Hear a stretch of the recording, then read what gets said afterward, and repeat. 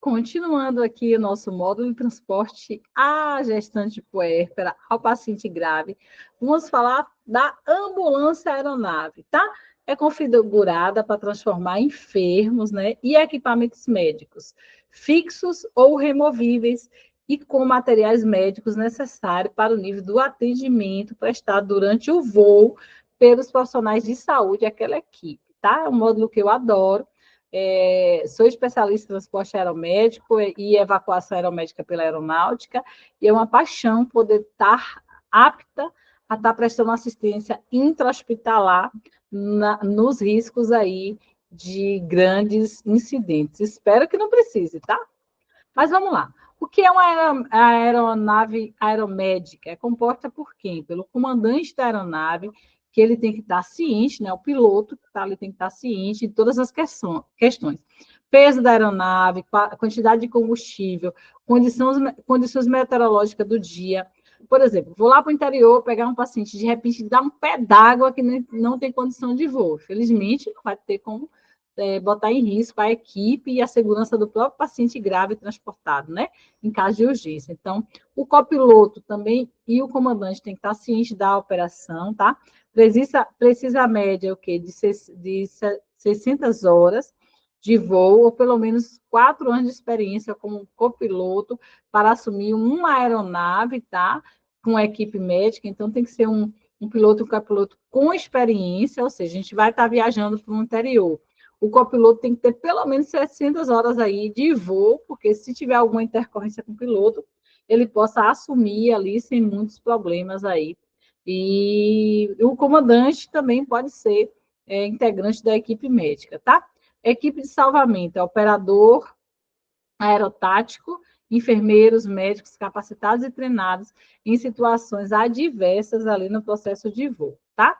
Operações aeromédicas no Brasil, a gente tem o pré-hospitalar de resgate, aviação do Estado e Forças Armadas, possibilidades de inclusão de empresas privadas, quando necessários, os fluxogramas operacionais e conjuntos de órgãos governamentais vão ser disponíveis. O exemplo foi a pandemia do Covid, onde as Forças Armadas, Exército, Marinha, Aeronáutica, juntamente com o Corpo de Bombeiro, Polícia Militar, se juntou para ajudar transporte de oxigênio, transporte de doente, em casos aí dos desastres, né, de Mariana, de outros combates aí que estão ocorrendo, a exemplo Roraima, a exemplo o recente que teve aí, que me passou um momento agora na cabeça de falar, mas enfim, está aí Exército, Marinha, Aeronáutica, Forças Armadas, PM, operações em conjunto para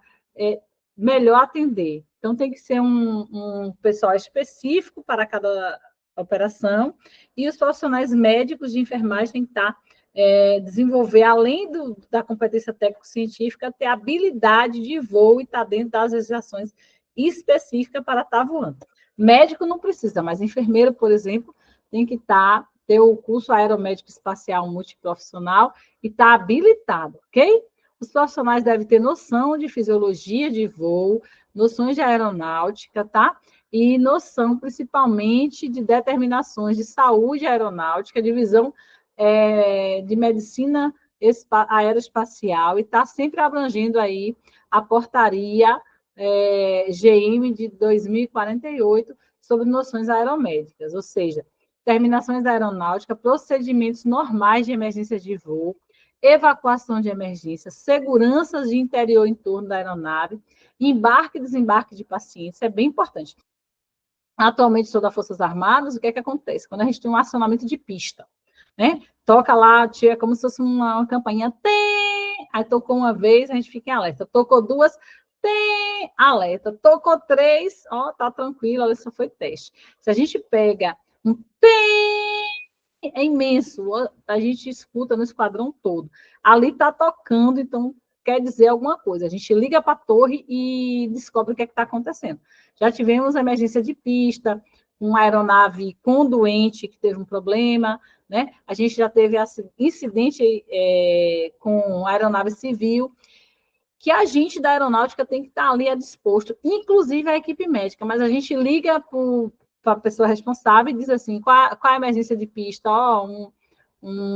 Por exemplo, um pássaro adentrou numa turbina do avião de determinada empresa e tem um pouso emergencial. Então, toda a equipe de profissionais médicos ali da aeronáutica, ali da emergência, vai estar ali com a ambulância para prestar assistência. Então, a gente tem que ter informação, saber embarcar, desembarcar, saber dar prioridade em que tipo de paciente. Primeiro que se for risco de queda de aeronave, o corpo de bombeiro tem que adentrar a cena primeiro, para depois liberar para a equipe médica, seja ela da aeronáutica, seja do SAMU ou do corpo de empresas terceirizadas, a gente tem que ter a liberação do corpo de bombeiro que a gente pode adentrar na área para fazer esse resgate, ok? Então, a gente tem que estar sabendo disso tudo. Então, é do tipo E, essa ambulância de transporte aeronave médico, ela pode ser de asa fixa ou asa rotatória, tá? E é utilizada para transporte intra-hospitalar. Pacientes pode ser resgatado, por exemplo, em uma área, vamos falar aqui da Chapada Diamantina, numa área que não tem acesso via terrestre. Pode ser solicitado esse transporte aéreo aí para estar dando essa importância e essa qualificação de saúde ali retirada com segurança desse doente ali das matas, por exemplo. Situações que devem e possam ocorrer com a equipe durante um possível transporte. Problema de comunicação, falta de material médico, problema com a aeronave, né? Discussão de divergentes opiniões, por exemplo. A gente chegou lá para resgatar o paciente e a unidade de origem disse que o paciente estava assim assado.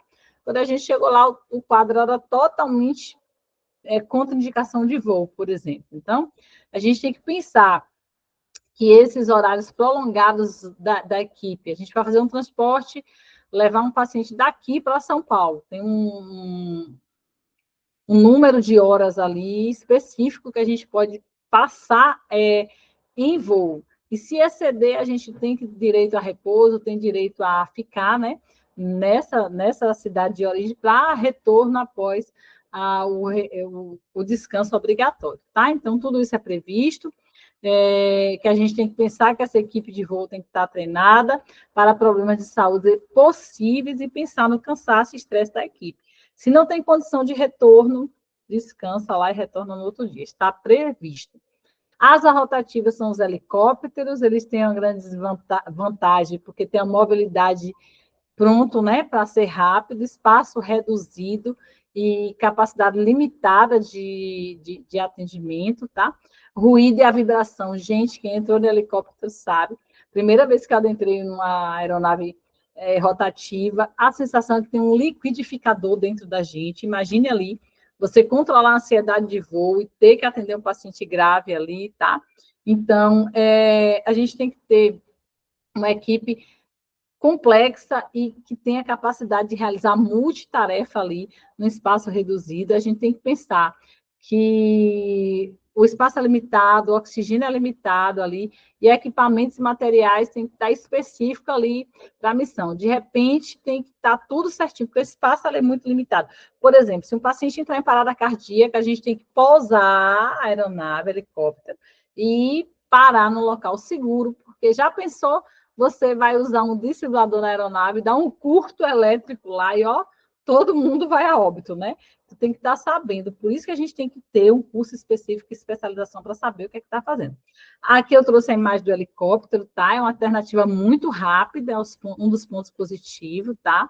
Deslocamento ali vertical, pode alcançar áreas de 160 a 200 quilômetros, tá? Uma velocidade até 241 quilômetros por hora. Voa em baixa altitude, é rapidinho um voo aqui nessa região perto, tá? E os pontos negativos, espaço muito limitado, alto nível de ruídos e vibrações, né? Contraindicações climáticas, está chovendo ou não pode, altos custos de manutenção, ok? Mas, de repente, a Feira Salvador vai transportar e precisa do aeromédico em transporte curto, é mais fácil pedir o apoio do SAMU 92, do GRAE, da Polícia Militar, ou das Forças Armadas aí para estar fazendo esse transporte. Asa fixa, aviões, né? Transporte intra-hospitalar longa distância, tem que ter um planejamento prévio, o agendamento, o custo é bem maior, tá? O espaço interno é melhor, tem a vantagem, né, de ter a aeronave não pressurizada e pressurizada, tem desconforto, tem conforto e possibilidade de ter mais acompanhantes e equipe multidisciplinar. E o treinamento, né, tem que ser operacional simples. As pessoas têm que saber todos os treinamentos. Por exemplo, a parte de embarque e desembarque de helicóptero é diferente, o raio, a liberação, a gente tem que andar abaixado, tem um ciclo ali, se eu não me engano, de 60 metros da aeronave, seguro para a gente adentrar, tem que baixar, tem que ter uma série de segurança. Casa fixa é um pouco mais flexível, é um pouquinho mais simples, embarque e desembarque, tá? Asa fixa, ela percorre longa distância com mais rapidez, pouca vibração, ruído e iluminação vai ser adequado, tá? Espaço suficiente, olha aqui, é uma aeronave de asa fixa, que o espaço que a gente tem, aqui o médico, o enfermeiro, olha o espaço da maca aqui, monitor, tá? Uma aeronave que é adaptada para transporte de doentes, então é muito mais legal. Ponto negativo é que ele vai precisar de, além do custo operacional ser muito mais elevado do que o helicóptero, tá? Ele vai precisar de local de pouso, local de decolagem, e ao SAMU aqui, a gente precisa da unidade USA, né? Para que esse paciente chegue. Exemplo, ó, eu falando de Bonito de novo. Bonito ali só tem heliporto, o aeroporto ali em Lençóis, se eu não me engano, para receber a aeronave de asa fixa. Então, esse paciente tem que sair da cidade de Bonito, com a USA ali, direitinho, para ir de encontro com a aeronave de asa fixa para entregar esse paciente, tá? Mas, enfim, pré-configuração aeromédica básica, que é evacuação aeromédica, que é a EVAN, tem que ter material específico para missão de adulto ou criança, bolsa de vias aéreas, ventilação, oxímetro digital, bolsa de respiração volêmica, acesso venoso, medicamentos de emergência, psicotrópico, ventilador mecânico, desfibrilador, oxigênio, né, instalado na aeronave, ventilador mecânico, desfibrilador, monitor, O2, bomba de fusão, infusão. Olha, a gente tem que estar pensando que tem que ter tudo instalado ali no circuito da aeronave que possa nos dar aporte, tá? Pensando no material, marca de transporte obrigatório, se for neonatal, a incubadora tem que ir de forma segura, termômetro, estetoscópio, aparelho de glicemia, esfigmomanômetro, material para acesso venoso central, periférico, bomba de fusão, sonda gástricas 10, 12, 14, 16, 18, sonda de aspiração traqueal 0, 4, 8 e 10, tubos de com balonetes, laringoscópio, tá? Material de fixação, antibiótico, medicações, soros, enfim, tem que estar tudo 100%. O que é o debrief?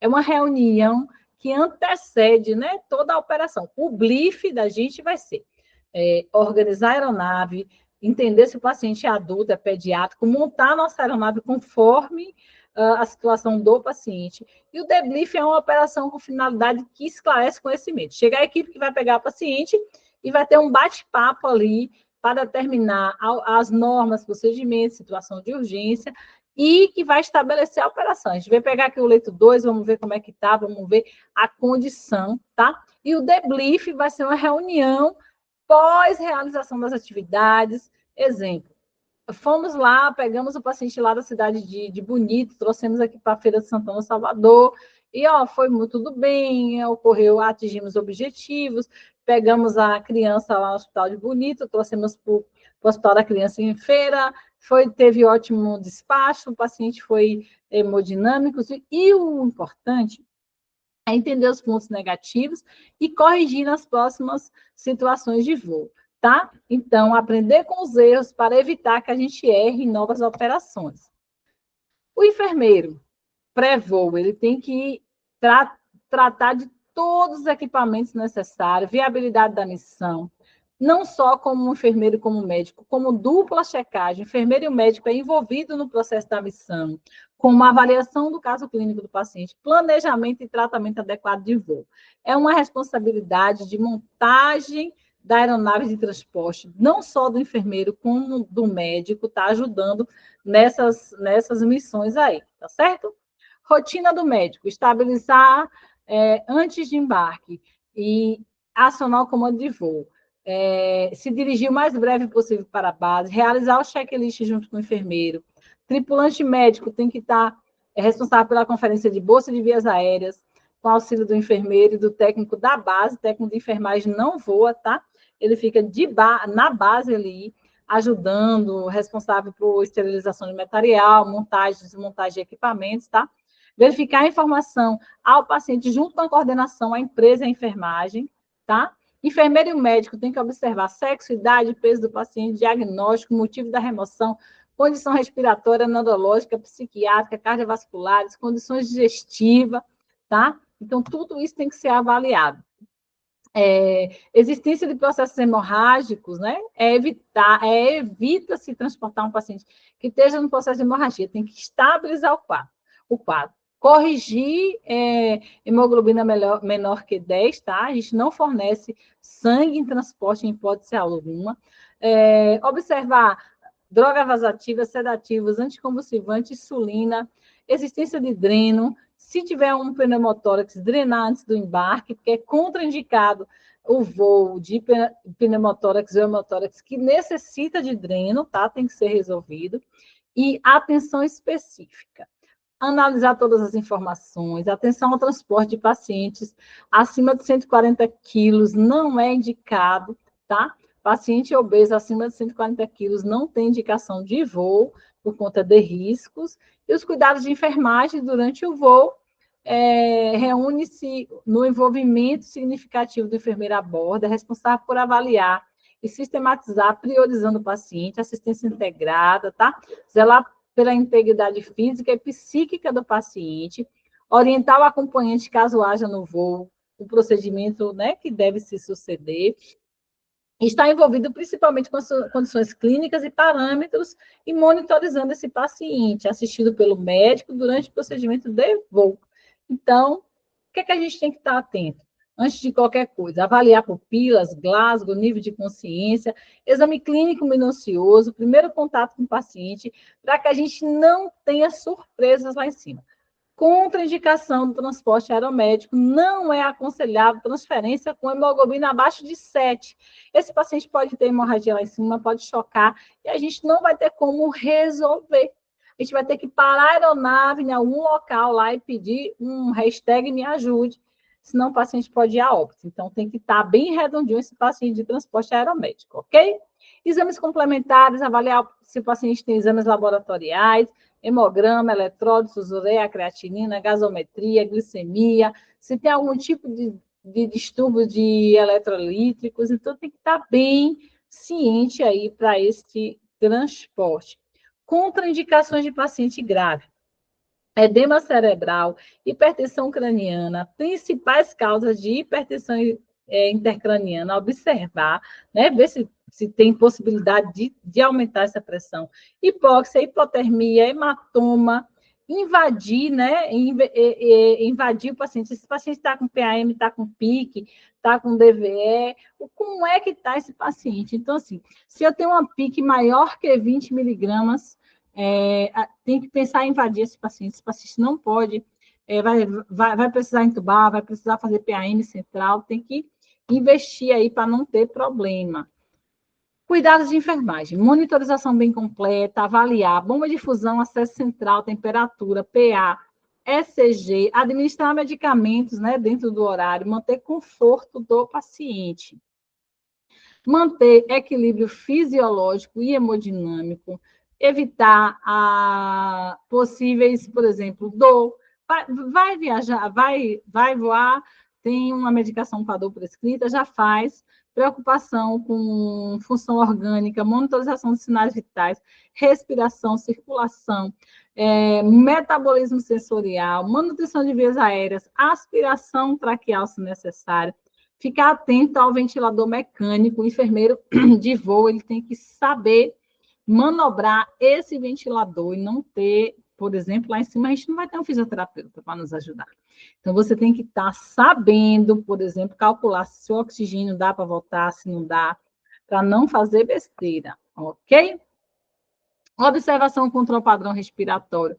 Avaliar se tem uma boa permeabilidade de vias aéreas. Ventilação pulmonar, frequência, amplitude, ruídos. presença ou não de desconforto respiratório, batimento de asa de nariz, uso de musculatura acessória. Então, a gente tem que ter uma avaliação minuciosa desse conforto respiratório. Se tiver crépitos, ruídos pulmonares, é importante esclarecer a causa provável e reconhecer precocemente toda e qualquer intervenção que venha a fazer, porque intervir no aeromédico lá no ar é bem difícil, ok? Observar o sistema cardiovascular, pensar em sinais vitais, coloração de pele, temperatura, grau e umidade, enchimento capilar, perfusão, verificação de gases sanguíneos, ausculta cardíaca, pulmonar. Se tiver presença de arritmia cardíacas, hipertensão, hipotensão, se a gente pensar na hipertensão, que pode resultar no TVP, pode resultar em infarto agudo do miocárdio e precisar da hiperfusão cardíaca, a gente vai fazer onde lá em cima? Não tem como. Então, tem que pensar nessas complicações e viabilizar o voo. Quando a gente trata de emergências psiquiátricas, né, distúrbio de pensamento, sentimentos que envolvem risco de vida, social graves, intervenções imediatas, inadiáveis, a gente tem que pensar paciente com quadro de violência, suicídio, automutilação, autonegligência, juízo crítico comprometido, distúrbio de pensamentos, né? Sentimentos ou ações que implicam a questão da vida social. Tem que pensar em não comprometimento da equipe, tá? Esse paciente pode estar indo bem medicado, ele tem um método de contenção química, contenção mecânica, né? Porque ele pode colocar, inclusive, a situação de risco à equipe que está levando aí esse paciente de uma unidade para outra. Pensando no tratamento de urgência, o nosso objetivo é a estabilização do quadro, evitar o risco, né, risco de vital, reparar danos se houver, avaliar o nível de sofrimento desse paciente, prevenir qualquer outros episódios que possam trazer prejuízos à vida dele, estabelecer hipóteses diagnósticas, exclusão de causas orgânicas, encaminhamentos, né? Orientar a família, o paciente, o profissional de saúde deve adotar atitudes que não incluam a lesão do paciente, evitar a exposição desnecessariamente, adotar uma atitude, né, de empatia ali com o paciente, com a família, tentar fazer o tratamento mais humanizado possível e respeitar a dignidade do paciente. Então, quando a gente chegar no local do destino, teve tudo bem, graças a Deus, o paciente estava grave, mas trouxe ali direitinho. Vamos ver onde é que vai receber, passagem de plantão minuciosa, está usando droga, tem sedação, tem dispositivo, relatar qualquer intercorrência ali do voo, transferir o paciente ao leito de destino, conferir a retirada de todo o material que foi realizado, nosso respirador, nosso oxigênio, a nossa bomba de fusão, tá? Porque se você não prestar atenção e ficar um domine lá, ou qualquer coisa que seja da empresa, você vai ter que dar conta. E pensar no retorno da unidade de origem, tá? Organizar novamente a ambulância, reposição de material e estar pronto para qualquer outra intercorrência. Chegando no hangar, né, onde essa aeronave vai ser guardada, ali a gente não tem distinção de médico, enfermeiro, do técnico de enfermagem, condutor, a gente vai organizar essa aeronave. Se tiver que lavar, limpar, a gente vai, quanto equipe, organizar ela ali e deixar pronta para o próximo voo. Se possível, já tudo redondinho. Então, eu vou ficando por aqui.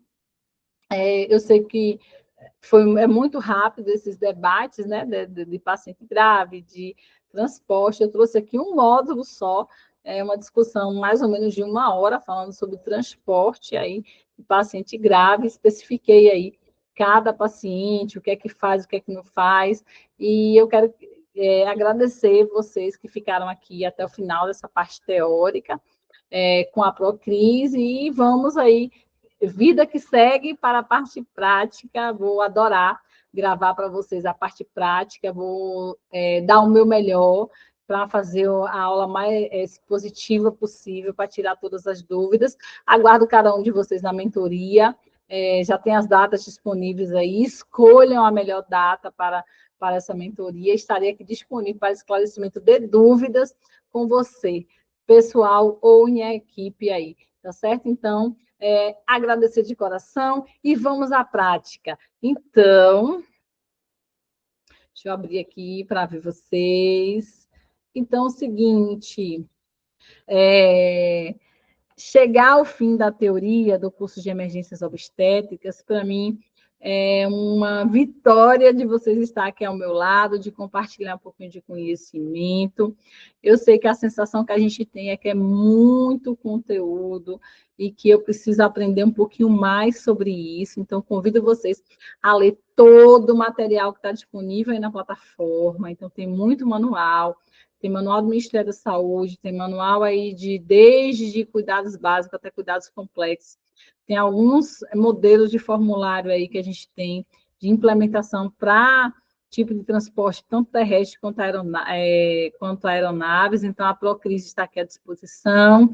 Espero que vocês se debrucem nesse material, tanto teórico quanto esse que a gente está disponibilizando em PDF para vocês. E aguardo ansiosamente pela parte prática. Espero que vocês saiam desse curso da parte teórica e passem pela parte prática e tenham um sentimento de processo de aprendizado contínuo, porque conhecimento é poder e é construído a cada dia, através de você. Quando eu costumo dizer que a gente, lendo para a gente aprende um pouquinho, lendo em voz alta, a gente aprende um pouquinho mais, anotando, aprende um pouquinho mais, mas quando a gente compartilha o pouco de conhecimento que a gente tem, a gente tende a ter uma resposta melhor, tá? Então, aguardo vocês na parte prática, espero que vocês estejam curtindo o nosso curso aí. Então, até as aulas práticas. Bye, bye, meus amores!